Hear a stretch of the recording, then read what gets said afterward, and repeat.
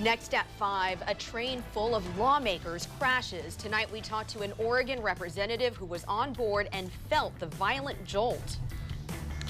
The state's foster care system is in damage control mode after an alarming audit into the child welfare program. Why a problem is much worse than some realized. But first, a wild crime spree that ends dramatically. Hear from a woman who was carjacked and dragged by her stolen car before the suspect crashed. First, live, local. The 5 o'clock news starts now on Fox 12 Oregon. Hi there, welcome to the 5 o'clock news. I'm Elizabeth Dinh. And I'm Pete Ferryman. First at 5, a man is in jail in Vancouver tonight after police say he stabbed his girlfriend and her stepfather and then carjacked another woman. Fox 12's Jamie Wilson joins us live with the story from that carjacking victim. Jamie? Well, it really is incredible that everyone in this story is still alive tonight. After a violent knife attack, police say the suspect carjacked a woman, drove her minivan right across the street, over that ledge, over a retaining wall, and then crashed in that embankment. And the woman who owned that minivan was dragged right alongside it, and she tells me she was certain that was the end. I feel really, really lucky. I have a 1-year-old and a 3-year-old, and thankfully they weren't with me in the car. Today, 24-year-old Shelby Griffith is overwhelmed with gratitude. But yesterday afternoon, she felt nothing but terror. Shelby was driving into her Hazeldale apartment complex when she says this man, 24-year-old Sankara Etienne, flagged her down. He opened up my car door, and so I stepped on the gas to try to get away. And then he opened the door more and then just kind of like swung in and sat on my lap. Police say Etienne was looking for a getaway car because moments earlier, cops say he attacked his girlfriend and her stepdad inside his apartment. They say he slashed the man's hand and stabbed his girlfriend in the face and head, breaking off a piece of the blade in her skull. Right away, Shelby fought back. I yelled at him to get out and what are you doing, and people don't do this. So after trying to like push him out for a few seconds, I just grabbed my purse, took my seatbelt off, and tried to jump out the side. But my arm got stuck on the seatbelt, and then I got dragged down over this little edge into a ditch. Court records show Etienne lost control and crashed over this retaining wall. Even with a severe leg wound, Shelby got up and ran to safety, in shock that she even survived the crash. At one point when I was being dragged by the car, I was towards the bottom and I saw the car fall off that little tier, and I literally thought it was going to crush me. I thought my own van was going to fall on top of me. That red carpet remains facing the judge. Police caught Etienne immediately. He appeared in court today while Shelby and his other alleged victims are recovering from their injuries. And tonight, Etienne is charged with attempted murder, assault, kidnapping, and other charges. He's being held in jail on $1 million bail. Live in Vancouver tonight, Jamie Wilson, Fox 12 Oregon. Thank you. New tonight, the man who is accused of killing an Aloha mother and leaving her body in a car has been identified. 35-year-old Jeremiah Johnson spent days in the hospital after investigators found the body of Sarah Zagul. He was found in Beaverton and taken into custody after a neighbor heard him screaming for help. Now he's officially been booked into the Washington County Jail. That's where he faces charges of homicide and abuse of a corpse. So far, police have not released how the suspect and victim are connected, but we could learn more details about this case tomorrow, and that's when he's expected to face a judge for the first time. Investigators found Zagul's body in a car last week. Her friends tell us the 28-year-old woman was an actress and model with a passion for life. Above all, she was a loving mother. Her family tells us she was a beautiful soul who will remain in their hearts forever. A mother and her boyfriend are accused of abusing a 6-month-old girl. State and police arrested Amy Chambers and Kevin Sargent in what the chief of police calls one of the worst cases he has seen. Officers say their investigation started last Tuesday after they received a report of an injured baby girl. Police say that she had critical injuries. Crews took her to the hospital in Silverton before transferring her to a hospital in Portland. There's no update on her condition. Chambers and Sargent both appeared in court today on a number of charges. They'll be back in court before a judge next month. An Oregon congressman was on a train that crashed this morning in Virginia. One person is dead and 6 others were hurt in the wreck. The train was carrying other members of Congress as well as their families. Fox 12's Nora Hart joins us live now with what Oregon Congressman Greg Walden had to say about this scary ordeal. Nora? Definitely a scary situation today. The train was taking members of the GOP to their retreat in West Virginia. Congressman Greg Walden, the only Republican representative in Oregon, was on board when that train crashed. He tweeted out these photos today of the wreckage after that crash. You can see a pretty big mess there. Well, he's thankful that he's all right, but he says his heart is broken for those who weren't so fortunate. All of a sudden, there was a jolt from the impact, and everybody wondered, what was that? People, hit their heads, or, things tipped over, coffee cups flew, dangerous situation.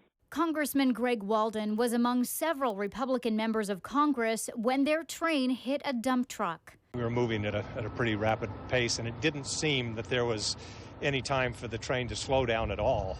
I didn't feel any slowing before the impact. There was garbage strewn everywhere, big bags of garbage, and I realized the tail end of the garbage truck was there. Several legislators with medical training helped those who were hurt and performed CPR. The president confirmed the driver of that truck was killed. We don't have a full understanding yet as to what happened, but it was a train hitting a truck going at a pretty good speed, and we'll have a full report as to what. It looks like the driver of the truck was killed, and it's very sad to see that. Those on board left in shock. It's just so unexpected. I mean, there's a lot of security when you have this many members of Congress traveling together, and so it's sort of shocking that this could happen. Also on board, children and spouses. The train was taking members of the GOP to their family-friendly retreat in West Virginia. Congressman Walden says he's going into the retreat now with a new perspective. Have our prayers and thoughts go out to the families of those who are injured or whose lives were lost today. I mean, that's what you get in one of these accidents, and it sort of pulls you up short and reminds you what's important and how fragile our very existence is. Also among those on board, Speaker Paul Ryan. He later tweeted out, "Well, we're grateful for the first responders who rushed to the scene, and we pray for the victims and their families. May they all be in our thoughts right now." The NTSB is now investigating this deadly crash. The legislators boarded buses after the crash and continued on to their destination. Live in studio, Nora Hart, Fox 12 Oregon. Nora, thanks. Let's now take a look at our weather tonight and giving you a live look from the Shriners Hospital camera up above, and cloudy, but from here, Pete and Brian, I can't see any precipitation, but is it kind of light, or? We don't have any at all right now. All right. Yeah, and if we do, it's just a little bit of drizzle up in the Cascades. But overall, today was dry for the most part. Yeah, unless you lived on the north end, we got a little bit in the overnight hours. Live look at our Shriners Hospital camera has us at 47 degrees. Nice calm winds as well. It was a cooler day today. We did not make it to 50 degrees. Which is a bit of a change from most of the days here in January. 49 down in Salem, 49 in Tillamook over on the east side of the Cascades. Temperatures over there made it into the 40s for most spots except for John Day and Burns. A little bit cooler for you folks. So it has been a warm January. We did not hit 50 today, but we made it to 18 here for this month, and the average is only 10. So 18 out of our 31 days were above 50 degrees. That is unusual. Do we have more 50-degree days ahead? You bet we do. We'll talk about that coming up. I think like a lot of other Portlanders, our agency was alarmed to hear that this was happening. I've not seen the crisis as strong as it is now, and it is a crisis. I felt like anyone who lives in this city, saddened that that's the state that our community is in. It's controversial and costly. Tonight, we're getting all new information about a DHS program that forced foster children to sleep in offices and hotels, and it is costing the state millions. It is a big update on a story first uncovered by the Fox 12 investigators. An audit released this morning of DHS's child welfare program describes troubling problems and mismanagement that potentially endangered vulnerable children. Fox 12's Simon Gutierrez went to the state capitol in Salem, where Secretary of State Dennis Richardson addressed the concerns about the audit and what it exposed. The 63-page audit is a scathing indictment of past practices at DHS. with the finger of blame pointed squarely at senior management. Spelled out in painstaking detail, the audit by the Office of the Secretary of State describes persistent problems with DHS's child welfare program that resulted in vulnerable children sleeping in offices and hotels because of a shortage of available foster homes. It's our problem. These are our children. Fox 12 investigators first reported on kids in DHS care forced to stay in state offices and hotels in August of 2016. According to the audit, DHS placed a total of 189 children in hotels at least 284 times between September of 2016 and July of 2017 at an estimated cost of $2.5 million.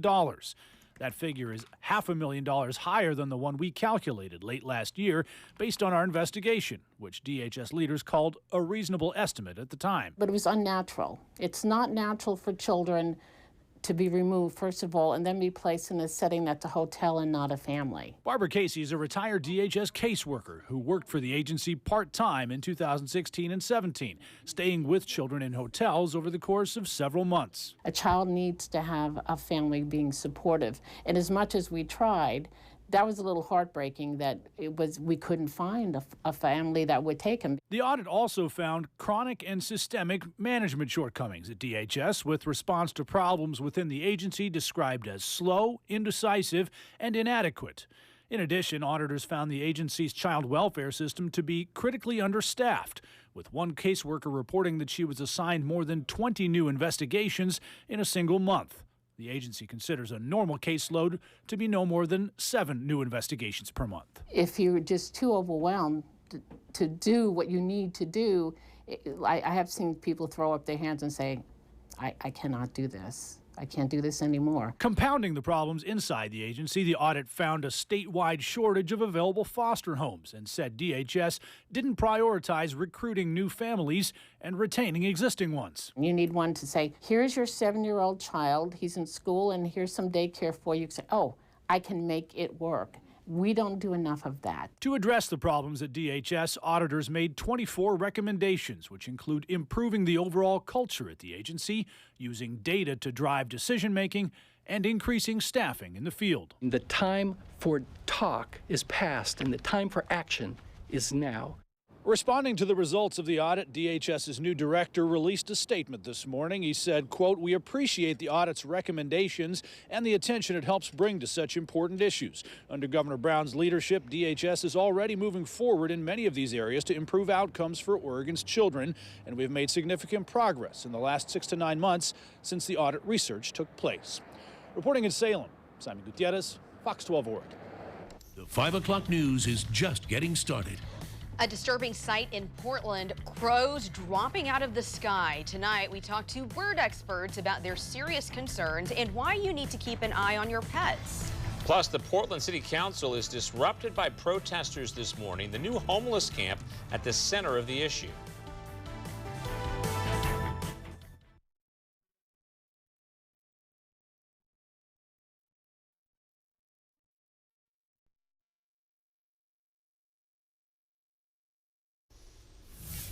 A protest at Portland City Hall interrupted this morning's City Council meeting, and it was all over a new homeless camp that popped up over the weekend. Fox 12's Kelsey Watts is live tonight with that video and what people on both sides are saying. Kelsey? Well, on the one hand, city leaders say this camp is in a natural area with fragile wetlands and streams, and campers were never given the okay to be there. On the other hand, camp organizers say they've actually cleaned up the area and they don't want to go anywhere. It's an issue that came to a head here at City Hall. Put our collective energy, no matter where we, excuse me, you are in violation of council rules and you have been asked. Let's put all of our livability issues into Village of Hope right now. In fact, does anybody here need a blanket to take the people living on the streets? Passions flared in City Council chambers this morning as advocates for a new homeless camp called the Village of Hope made their voices heard. Village of Hope, where it belongs. Mimi, let's go. For the people. Come on, Mimi, let's go. Village of Hope needs to remain right where it is because you are all incompetent. The Village is a collection of just a few tents off Airport Way near 166th. It popped up over the weekend and is home to roughly 6 people. But city leaders say the site is an important natural area and illegal camping signs have been posted ahead of a planned sweep. Steve Kime says he's one of the camp's housed managers. A lot of the people who are here are people who have already been sleeping here. He says the camp is actually helping the land, bringing organization and cleanliness that wasn't here before. All of their items stay on the platform, and we pick up trash every day. And while city leaders have offered shelter beds to people staying here, he says it's not a great solution for a lot of people. Most of the folks are like, well, we're not looking for shelter. We're looking for a permanent solution. We're looking, this was the shelter that they could deal with right now, not being in a room with a bunch of other people. In a statement, Commissioner Amanda Fritz said the site is a natural area with fragile wetlands and streams. It is far removed from basic services. It is not an appropriate place to house people. Park rangers will be coordinating with social service providers to connect campers with appropriate resources and keep this park for its intended public purposes. Commissioner Fritz also said the city and county have allocated more than $52 million in just the last year for transitional housing, shelter, rent assistance, and other services. And while it is not an immediate fix for everyone, significant progress on this issue has been made. The Village of Hope, meanwhile, could be swept as soon as tomorrow. Live at City Hall tonight, Kelsey Watts, Fox 12 Oregon. Kelsey, thank you. Relatively dry day here down in the valleys, but I'm wondering what it was like up in the mountains. It was snowy yesterday and a little bit overnight, and now we're just left with this. Isn't this great? Yeah, I don't expect much more snow, though, here coming up. It's mainly going to be rain, unfortunately. So if you can get up tomorrow morning, that would probably be pretty good as those snow levels rise tomorrow, though. By the time we hit the midday to afternoon hours, that rain is going to really pick up. The morning should be great skiing. 24 at Timberline, 27 at Meadows, and there's Government Camp. It looks like no issues over Highway 26 right now. So you see that snow level really jumping up as we head through Thursday. It's going to be above Timberline Lodge as this system arrives, bringing quite a bit of rain out there to Mount Hood, unfortunately. And that's not good news for some of the lower resorts like Ski Bowl. Even Timberline and Meadows will likely lose some snowpack here due to that system. And you can see the snow levels stay really high over the next several days. Current temperatures right now along the coastline are in the mid-40s. We're on the 30s and 40s over on the east side. And what's developing here as we head into the weekend is what we call a dirty ridge. Now, we call it that because when we talk about ridges of high pressure, when they're smack dab overhead, usually that leads to sunny weather, and usually that leads to, warmer weather. It can lead to warmer weather, and it will be warmer here as we head later on into the week, but it's still going to be gray with this particular ridge that's just offshore here. Light rain is expected at times in northern Oregon and Washington as well. So, yes, we will be back into the mid to upper 50s, but it's going to be pretty gray out there. So increasing rain showers on the coast tomorrow. Temps in the low 50s for most spots, maybe a little bit cooler up there on the northern Oregon and southwest Washington coastlines. A dry morning, but a rainy afternoon here in the valleys. Temps in the mid-40s, and we're going to see those temperatures really jump up as we head through the next couple of days. Mount Hood area will be warmer and dry, and then some afternoon or evening rain. As we head east of the Cascades, temps there will make it into the 40s and 50s. 39 out there in Baker City. So here's a breakdown of your day tomorrow. You expect those showers to really pick up once we get into the afternoon, and it should be a wet evening commute as well. And your 7-day forecast brings us light showers for Friday, and then once we hit, once we hit Friday, we're back into the mid-50s, and we will stay there all the way through the middle of next week. We'll stay gray and kind of sprinkly here and there, but it will be more dry than wet. Pete and Liz. Brian, thank you. Straight ahead on the 5 o'clock news, the Blazers show off some totally Portland jerseys tonight. We give you a sneak peek before they hit the court. A shoplifter caught on camera, and she had a kid with her. The Shifty Way store owners say she took things right off the shelves.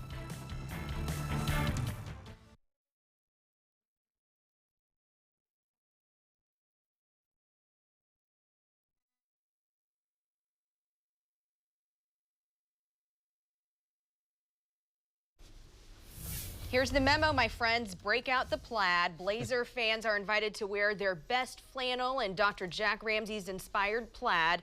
And that's while the players don their new Nike-designed City Edition uniforms tonight. against the Bulls. And Fox 12's Nick Krupke is never one to pass on casual dress day at work. He's on the court right now at the Moda Center. And the folks here, you know, in the newsroom, they need to know, Krupp, are you wearing skinny jeans tonight?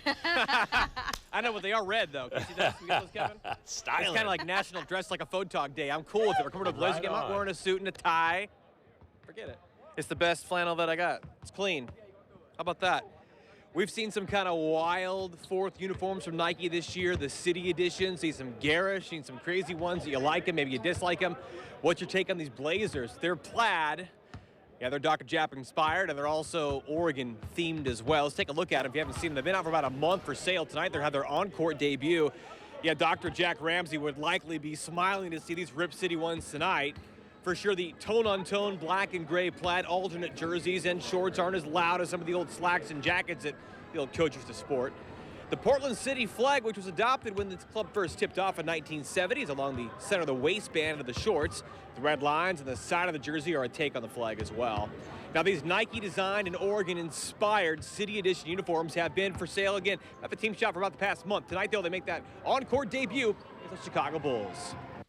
The inspiration, you know, came from Dr. Jack first and foremost. And then secondly, you know, we basically here in the Northwest invented plaid flannel shirts, right? So from lumberjacks to the grunge movement to the hipsters today here in Portland, you know, the plaid is subtle, so it's not too flashy, but it's kind of a nice nod to our, you know, community here. And it's Ryan Flaherty, the Trailblazers VP of Brand Strategy, saying the plaid uniforms are a one-year deal, a new City Edition. Design will be released every year. Of course, the NBA and Nike in year one now of an 8-year contract.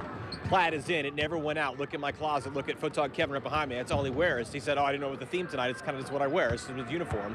Blazers here against the Bulls, who are without 3 of their top scorers. Who be near the trade deadline. They probably have something brewing. Blazers, though, right now, they are a season best. 6 games over 500, only 2 games out of 4th place in the Western Conference. Live at Moda Center on Plaid Out Night. Nick Krupke, Fox 12 Oregon. Nick, thank you. I wonder if photojournalist Kevin maybe had a say in the theme. You know, he's very fashion forward. Yeah, it's possible. It's a good question. We'll look into that. Yeah. Still to come here on the 5 o'clock news, police searching for a pair of serial thieves. Their MO that involves Mexican restaurants. That's a bit unusual. Plus, to let yourself in and to take it that far, I don't understand. A man climbed into her bed as she slept next to her fiance. Why she's stunned this happened to her. Also ahead, it was an awkward moment between 2 first ladies. Now we are learning what really happened when Melania Trump gave Michelle Obama a gift on Inauguration Day.